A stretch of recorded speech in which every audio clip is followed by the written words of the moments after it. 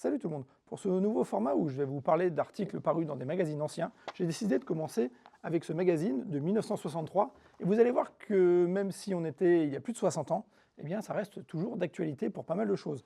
La preuve, ce premier article qui est ici devant moi où on nous parle des routes des vacances qui étaient embouteillées, du prix des premiers péages qui étaient beaucoup trop chers et également des encombrements de la circulation à Paris à cause des travaux. Mais surtout, ce qui va m'intéresser aujourd'hui, eh bien, c'est cet article qui nous parlait des voitures de l'an 2000. Voiture en marche vers l'an 2000, donc rédigé par Philippe Charbonneau, qui était un designer automobile, qui a travaillé entre autres sur la création de la première Corvette C1 et qui a aussi fait des 2 chevaux sportives. Et dans cet article, de quoi est-ce qu'il nous parle? Il nous parle de l'avenir de l'automobile, bien sûr, et comment il la voit. Alors bien sûr, il nous parle carrosserie automobile qui devrait être fait en plastique moulé et teinté dans la masse, un peu comme sur les Méhari. Et c'est vrai qu'aujourd'hui, des carrosseries, des éléments de carrosserie en plastique, c'est quasiment notre quotidien.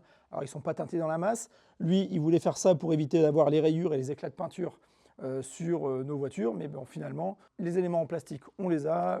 Teintés dans la masse, non, ça on n'a toujours pas fait. Ce qu'il propose également, c'est de supprimer la roue de secours à l'arrière des voitures, qui est pour lui un poids mort. Alors ça, on y est arrivé, mais par contre, lui, ce qu'il proposait aussi, c'était d'abandonner la chambre à air ou le pneu rempli d'air, et de le remplacer par ce système de pneumatique sans chambre, enfermé dans 2 flasques métalliques symétriques, qui permettaient d'avoir une roue plus légère et plus facile à changer. Bon, on n'est pas prêt d'y arriver. Ensuite, il passe à une étude où il nous parle d'un système de châssis-poutre avec un moteur intégré en son centre. Alors ça, c'est pas bête, on va se dire, pour l'équilibre des masses et pour faire baisser le centre de gravité. Mais avoir un flat 4 dans un châssis-poutre au milieu pour l'accessibilité, c'était peut-être pas l'idéal. Et surtout, il voulait carrément supprimer le système de transmission et le système de rotation des roues avant et remplacer par 2 essieux mobiles pour avoir un rayon de braquage beaucoup plus court.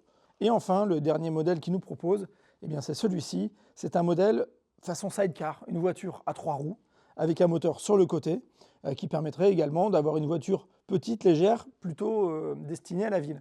Et quand on veut parler des voitures destinées à la ville, il a imaginé celle-ci. Cette voiture, c'est un véhicule urbain pour 2 personnes. Comme il le dit ici, une voiture urbaine adopte la plateforme à 3 roues. Alors, 3 roues, ça on ne l'a toujours pas fait, les Anglais ont démontré pourquoi. Dont une avant directrice, l'accès est facilité par l'ouverture totale du couvercle du cockpit. Les sièges ont été dessinés en forme de baquet très enveloppant pour protéger les occupants des chocs de face.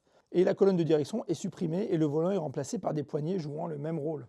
Alors ça c'est pareil, le volant supprimé, on n'a toujours pas fait, les petites poignées, on n'a toujours pas fait. Par contre ça, c'est un véhicule électrique, 2 places, c'est une Citroën Ami bien avant l'heure. Donc voilà, si ce genre d'article et de format vous plaît, n'hésitez pas à me le dire dans les commentaires et on se retrouve bientôt donc pour un nouvel article.